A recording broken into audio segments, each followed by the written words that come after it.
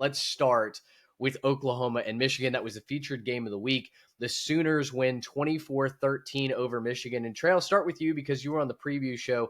This game went pretty much according to how we said it was going. Both defenses stood on their heads. Both defenses played well, really from the word go.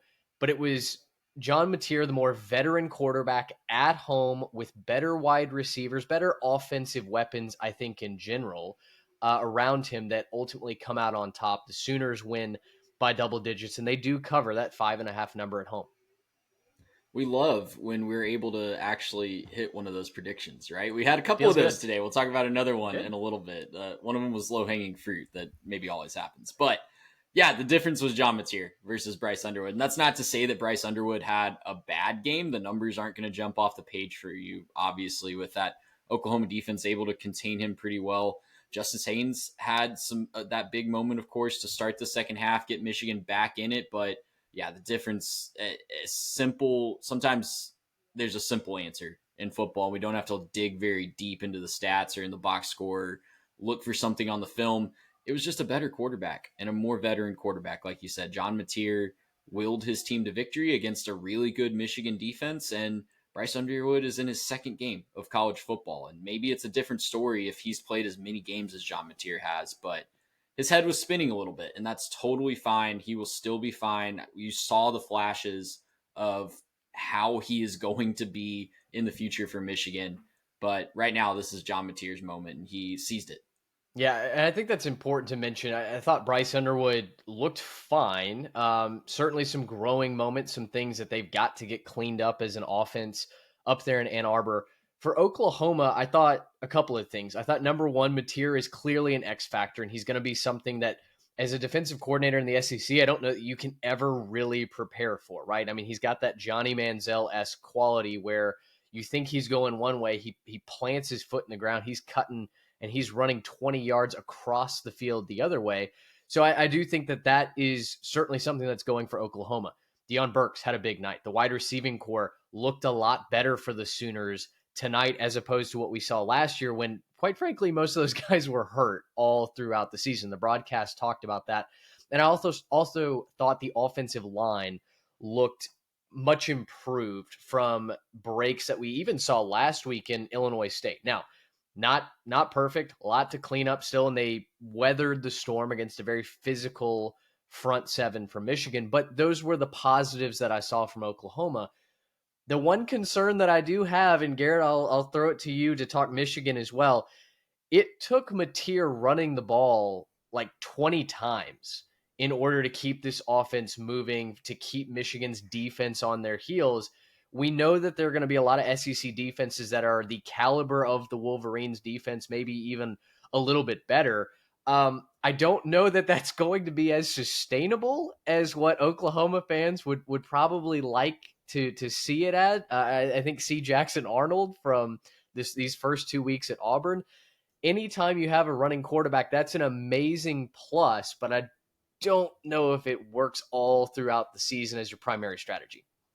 Yeah, volume's going to be an issue, obviously. He can't take that many hits or even just rush the ball that many times over the course of the season. He can do it and he can be effective at it, but it is going to wear you down. And I think the thing that I came away from this game with was just the idea that there was a concept with some people and a couple people in the comment section that thought, hey, this Mateer guy, like, what has he really shown you, right? He played some bad teams last year and blew them up. And then he played some good teams, maybe didn't look quite as good. He's pretty overrated. I think Mateer went out there and beat any allegation that you had for him. He is a straight up baller. He went out there and he gamed, and that's just all that he needed to do. Very much like you guys said, just kind of willing his team to victory. But yeah, there's going to have to be something coming in to kind of balance that out. You're going to need to see a little bit more out of the run game from people not named John Mateer. He cannot carry the ball, 19 times, 74 yards as your leading rusher. Yeah. You got to find somebody else to kind of spell that. And they brought in guys who should be able to do that. Barnes looked good in spots. Like, they notched in that backfield. You're just going to have to find ways to kind of rest that a little bit. But the good news for him is that defense on the Oklahoma side is good enough to probably not require him to score all that often. I thought they did a fantastic job harassing Bryce Underwood the entire night. And I actually was pretty impressed with the Michigan offense overall. in the fact that I think they looked better than I expected them to. Just nothing was coming easy. It was like every single, even if it's a comeback route, the DB's on you, right? You're getting harassed at that point. Even if you're going to get away from the pressure, you got to sprint to get around it, and the window's closing, and you got to find a way to get the ball out. And so I was happy with the way that Michigan played overall, but I mean, gosh, that OU defense is going to be something fierce when it comes time for league play, and I think that's going to be their X factor for the year. Is even if Mateer's got to slow it down, even if Mateer gets like a bum ankle halfway through the season or something like that, they're going to be able to stop enough teams that he's not going to have to go out there and blow them up. He didn't blow them up tonight. 24 points isn't necessarily lighting up the scoreboard, but it sure looked good enough when your defense is out there and you don't really have any fear that outside of a busted play, they're going to give up too much. Yeah, nice little night for Mateer's Privateers. But on the other side with Bryce Underwood, we talked about this being his first road start. It was a difficult environment. Nobody really just walks into Norman and pushes the Sooners around. 9 of 24 for 142 total yards. He averaged 5.9 yards per completion. The casuals, the overreaction on Monday morning is going to be that Underwood is overwhelmed. And I've already seen it actually on Twitter. Some folks saying that, this is what Michigan paid for. This is the guy that they spent, $12 million plus on. Trey, you're shaking your head. I think two things can be true at the same time. I think number one, Bryce Underwood could have gone to the school of hard knocks tonight. He looked really rough. He looked like a freshman quarterback making his first ever road start in a hostile environment. But two, I think that Michigan has a lot of things to hope for. And if they view this year in the proper context where, yes, you could make a playoff run, that's certainly on the table. But I think if this year is viewed more as a developmental year, you go 9-3, you prepare for next year, and then you reload. To me, that puts this game in a much different light than 9 of 24 and the sky is falling. I think he just needs a more famous last name, right? And then we'd only be focusing on the positives. It's his dad's fault, is what you're saying.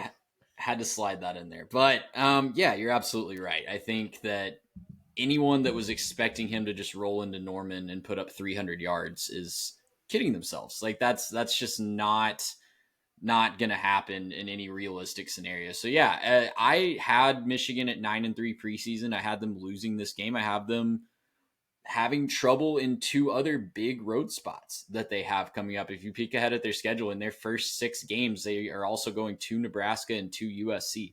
Those are going to be two very difficult road spots as well.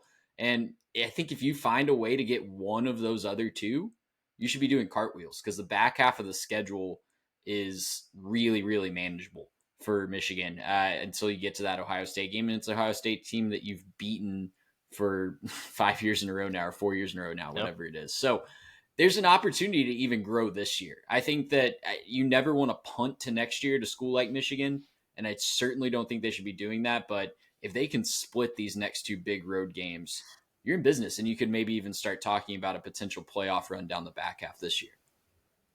Well, and one point kind of to the idea that, you were talking about Bryce Underwood's line being a little bit rough tonight, not to expect too much out of it. There's going to be a lot of games tonight that I feel like we're going to talk about where if you were just watching box scores, it's going to lie to you. Like, this line from Bryce Underwood doesn't look super impressive, but if you watch the game and you actually were tuned in, I don't think anybody's really worried about Bryce Underwood and where he's going, right? Like, I don't think anybody can be worried about his performance tonight. It was just very clearly a better defense. There's going to be a couple of games like that tonight where, again, the box score watchers aren't going to have a very good time with this one when they look at some of the ways these games finished up. And, if you're looking at Justice Haynes and saying that he had a great night, well, he had a 75-yard run and then looked pretty pedestrian, right? Like, it's going to be a lot of that tonight with a lot of some final scores and some stat lines and numbers. So let's, again, to some of the immediate Twitter overreaction, let's pump the brakes. He's, making his second start. It's in a really, really rough spot. Oklahoma was very clearly the better team. For my money, I think they're probably one of the most proven. They've actually shown you something good teams in the SEC so far. Clearly, I think a front runner at this point. So I don't think there's any shame in losing to a team like that in a tight one, on the road. Oklahoma goes to Temple next week, a 2-0 Temple team under Casey Keeler. Michigan plays Central Michigan next week before they go to Nebraska, who the Cornhuskers, I don't know if you saw what they did to Akron tonight. 60 plus points, I believe they hung on the Zips.